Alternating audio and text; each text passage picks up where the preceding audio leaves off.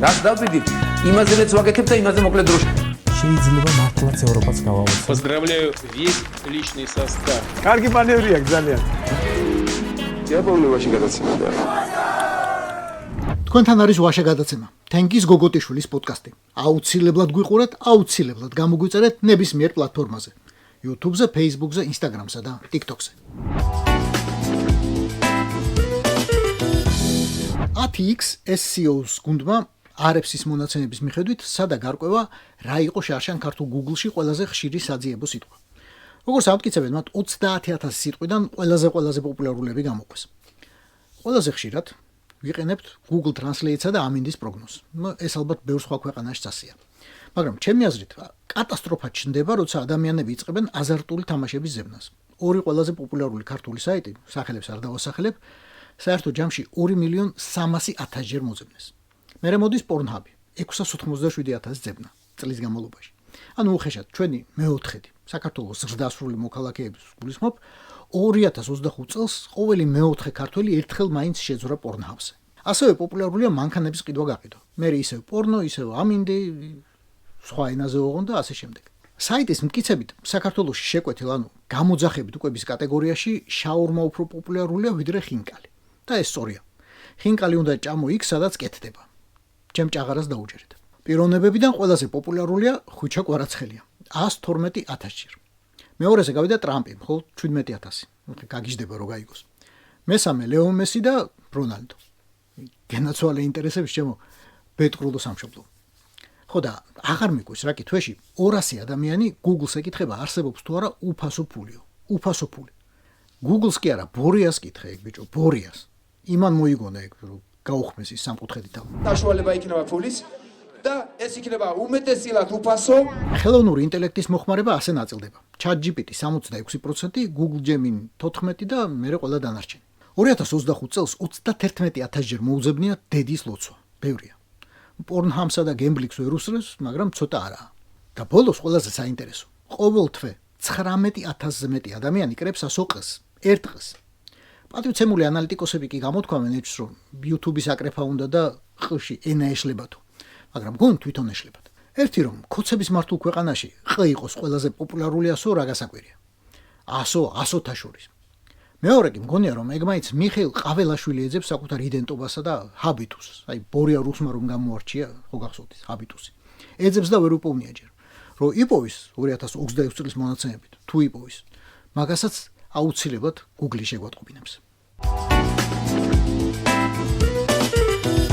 ვებგვერდმა სახელად Pornhub-ი სულ წვრილად აფქვა, ვინ რას უყურებს და ვინ რამდენად სუღულუტობს. თვალით მაინც.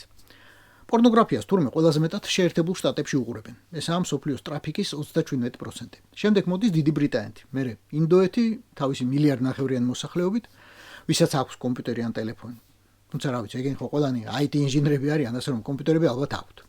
მერე კანადა და იაპონია.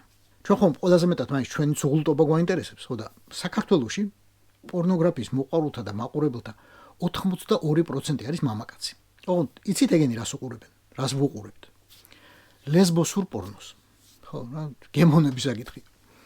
თავად ქალების წილი ამ Pornhub-ის მომხმარებელთა შორის არის 35-40%. ყველაზე მაღალი მაჩვენებელი ყოფილა ბრაზილიასა და სამხრეთ აფრიკაში. მიზეზი არ ვიცი, არ მკითხოთ. ასია. პორნოგრაფიაც მეცნიერება ყოფილა. ალბათ, პორნოლოგია უნდა ეწოდოს, ხო? ვინმე მეცნიერულად უნდა ჩაანალიზოს, რატომ არის პორნო უფრო პოპულარული, მაგალითად ამერიკის იმ შტატებში, სადაც პურიტანელებად ითვლებიან ადამიანები, იგივე ამიშები.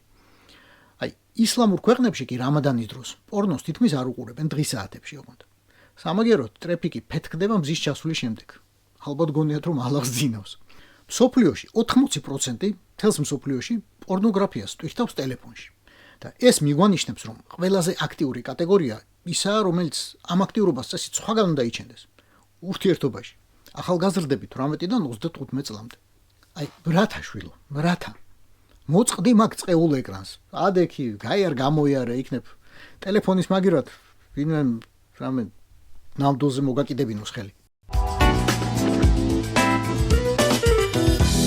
ბორია ივანაშვილის ძმაკაცი და ბიზნეს პარტნიორი გენერალი ლებედი ამბობდა: "Мы матом не ругаемся, мы матом разговариваем." მართლა რუსულად თუ ლაპარაკობ არ არსებობს ვარიანტი ყოველ მეორე თუ მესამე თუ არა, ყოველ მეხუთე სიტყვად არ გაურიო რამე ემოციური, აი სულიდან ამოსული. პოლიგლოტებს ზუსტი არითმეტიკა თუ გაინტერესებთ, ეგეც წამოგვეწია. ვციომის, ანუ რუსეთის საზოგადოებრივი აზრის კვლევის სახელმწიფო ცენტრის მონაცემებით 2008 წლის შემდეგ 70%-ით გაიზარდა იმ ხალხის წილი, ვინც ყოველდღიურად იგინება. არა, განა იგინება, გინებით საუბრობს. რატომ? ემოციებისგან იცლებიან, როგორც ამბობენ. განა ვინმეს ვაყენებ შეურაცხყოფასო. ასე ამბობენ სოციოლოგები. ყოველ მეორე მამაკაცი და ყოველი მეოთხე ქალი ამას ყოველ ცისმარი აკეთებს. საბოლოო ჯამში 34% რეგულარულად იგინება. ბოდიში. აი, ემოციებისგან იცლება, საუბრობს. დანარჩენები თურმე ალაგ-ალაგ. Алло, бабы, закрой слух!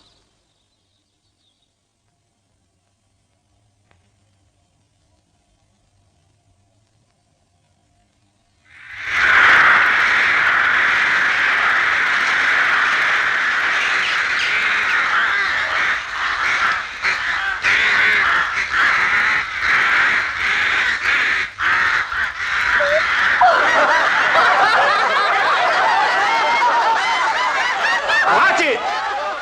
Утешил Егор Иванович. Почитай, полвека такой музыки не слыхивал. Задушевная речь. და იცით ვინ საუბრობს ასე ყველაზე მეტად? განა სანტექნიკოსებიან სალდათები? არა, ახალგაზრდობა. ამ აღმოჩენამ ყველაზე მეტად შეაფიქრიანა სოციოლოგები, საითმიექანებით. საითმიექანებით და აი, გამოკითხვა რომ იყოს გეტყოდით საითაც. მომავლის რუსეთში. ხო და ახალ დროებას გილოცავთ, ახალ დილას. მართალია ნიდერლანდურად, მაგრამ მაგას ახლა რა მნიშვნელობა აქვს? თქვენც კი გაიგებთ მაგას. ახლა მე თქვენ სამეცნიერო ცხრილებს გაჩვენებთ. ძალიან სერიოზული სტატიიდან ამერიკის ფსიქოლოგთა ასოციაციის სრულიად ოფიციალური ჟურნალიდან. და მე თქვენ მითხარით, რა ცხრილებია, რას ანგარიშობენ, რას იკვლევენ საერთოდ. ჩართეთ მთელი ინგლისური რაც იცით და მთელი ფანტაზია და მაინც ვერ მიხვდებით. პროფესორ რიჩარდ სტივენსი და ბრიტანული კილის უნივერსიტეტის სწავლულთა მთელი გუნდი უკვე მრავალი წელია იკვლევს გინებას. გინების ზემოქმედებას ადამიანზე. რა გინება ინგლისურ ენაშია, მაგრამ ეფექტი ქონია მაგასაც. ექსპერიმენტი ერთი შეხედვით უმარტივესია. 3 საცდილ ჯგუფს, სხვადასხვა ასაკისა და კაცებისა და ქალებს, საერთო ჯამში 192 ადამიანს სთხოვეს სკამზე ხელებით აწევა. და დაადასტურეს, რომ ვინც ამ დროს იგინებოდა, 2 წამნახევრით მეტ ძლებდა ხელებზე აზიდული, ვიდრე ის, ვისაც ცუდი სიტყვები აუგრძალეს.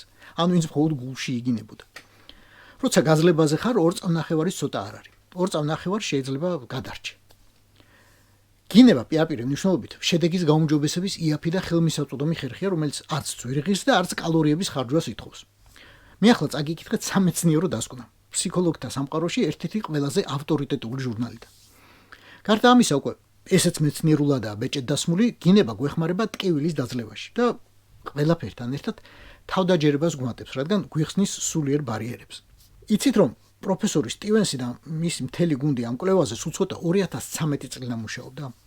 რამდენი ექსპერიმენტი ჩაატარეს, რამდენი ხალხი შეაწუხეს, რამდენი სისხლის ანალიზი, რამდენი ენცეფალოგრამა, რამდენი კარდიოგრამა, რამდენი ტომოგრაფია, რა აღარ.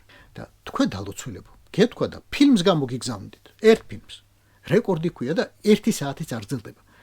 აღარც ექსპერიმენტები დაგჭირდებოდათ, აღარც დროს დახარჯავდით და აღარც უნივერსიტეტის რესურსებს. Შეაგინე, მე შეგენება ეგრე, შეაგინე! ერთი ფილმით მიხვდებოდით, რომ გინება დიახ გვმატებს ძალასა და გვიმარტივებს ნებისმიერი შედეგის მიღწევას. და თქვენი ინგლისური უდღეური ფაკ ცუდი სიტყვებით თუ 2 წამნახევრით მეძლებს ვიღაცას სკამიდან აზიდვისას, მამაპაპური ქართულით ისეთ რეკორდებს მოხსნიდა, მამიხნავს თქვენი მეცნიერება რა. ეს იყო ვაშე გადაცემა. თენგიზ გოგოტიშვილის პოდკასტი.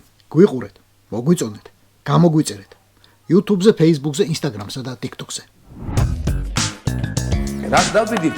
იმაზეც ვაკეთებ და იმაზე მოკლედ დროში. შეიძლება მართლაც ევროპას გავავოცოთ. Поздравляю весь личный состав. კარგი მანევრია ძალიან. Я помню, очень гадаться надо.